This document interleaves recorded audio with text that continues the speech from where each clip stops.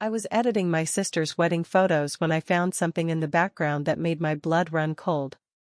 My name is Sarah, and I've been a professional wedding photographer for 8 years.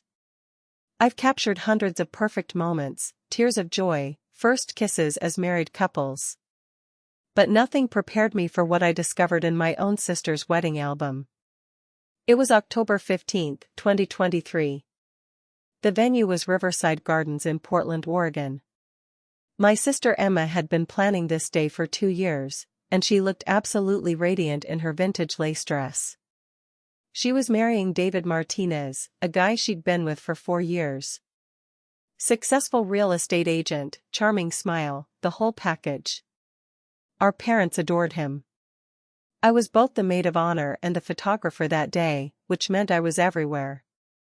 During the ceremony, during cocktail hour, capturing every single moment.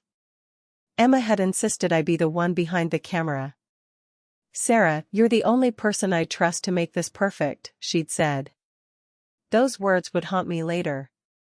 The ceremony was beautiful. David's vows made everyone cry, including me. He promised Emma he would never betray her trust, that she was his everything. I captured it all through my lens, thinking about how lucky Emma was to find her soulmate. How wrong I was.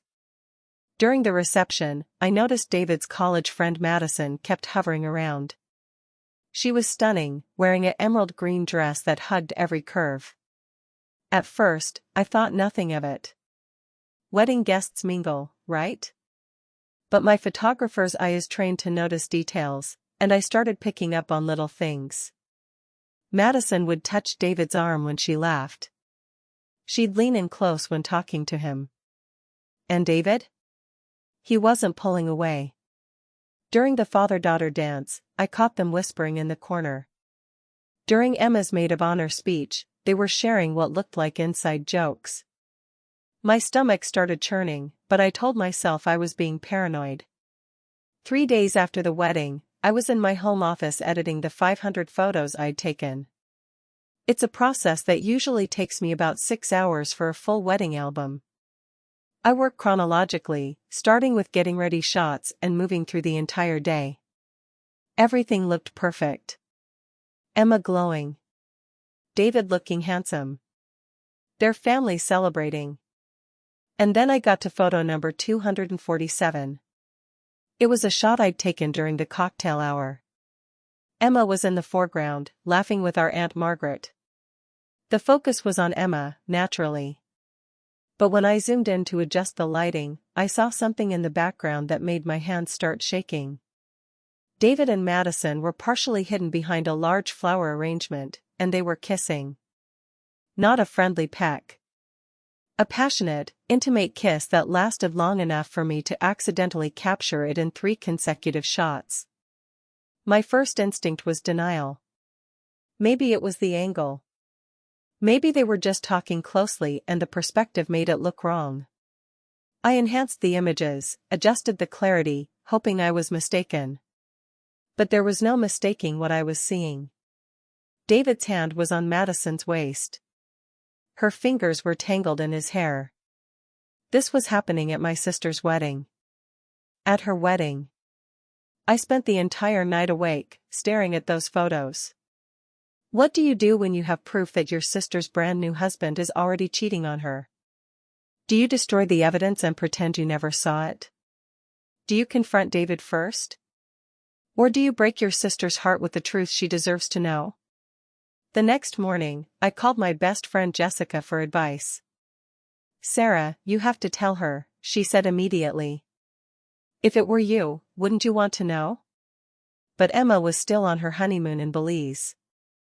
She'd been sending me photos every day, looking happier than I'd ever seen her.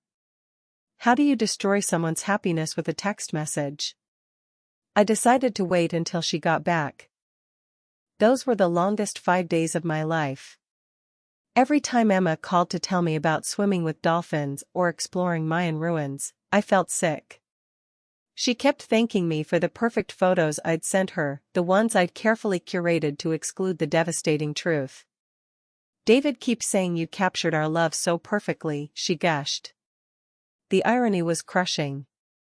When Emma returned on October 28th, she came straight to my apartment to see the full wedding album. She brought wine, Chinese takeout, and was practically glowing with newlywed bliss. "I can't wait to see every single photo," she said, settling onto my couch with excitement. My heart was pounding so hard I thought she might hear it.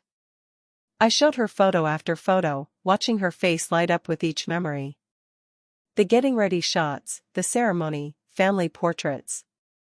And then I reached photo 247. "Emma," I said quietly, "there's something in this photo you need to see." I watched my sister's face change in real time. First confusion, then recognition, then complete devastation. That's Madison," she whispered. "That's David and Madison." Her voice broke on his name. The wine glass slipped from her hand and shattered on my hardwood floor, red wine spreading like blood. Emma collapsed into my arms, sobbing. "How could he do this? At our wedding? In front of everyone?" I held her while she cried, feeling guilty for being the messenger but knowing she deserved the truth. "I'm so sorry, Em. I'm so sorry you had to find out this way." 2 hours later, Emma marched into her apartment where David was unpacking their honeymoon luggage. She threw printed copies of the photos on their coffee table. David's face went white. He tried to lie, saying it wasn't what it looked like, that Madison had been upset about something. But you can't argue with photographic evidence. The truth was right there in high definition. Within a week, Emma had filed for an annulment. Since they'd been married less than 30 days and there was clear evidence of adultery, it was granted quickly. David tried calling me, begging me to convince Emma to give him another chance. It was a mistake, he kept saying. I told him the only mistake was getting caught. 6 months later, Emma is doing better. She moved in with me for a while, and we grew closer than we'd ever been. She thanked me for having the courage to show her the truth, even though it destroyed her fairy tale. "You saved me from years of lies," she said. That's what sisters do. As for my photography business, word spread about what happened. Some people called me a hero for protecting my sister. Others said I should have minded my own business. But I know I made the right choice. Trust, once broken, can never be fully repaired. Emma deserved better than a man who would cheat on their wedding day. Sometimes the camera captures more than we intend. Sometimes the truth hides in the background, waiting to be discovered. And sometimes, being a good sister means delivering the hardest truth of all. Emma is dating someone new now, someone who treats her with the respect she's always deserved. And me? I still photograph weddings, but I always remind couples that the camera sees everything. Everything. If you've ever been in a situation where you had to choose between protecting someone's feelings and telling them the truth, let me know in the comments below. And if this story resonated with you, please subscribe for more real-life drama that proves truth really is stranger than fiction.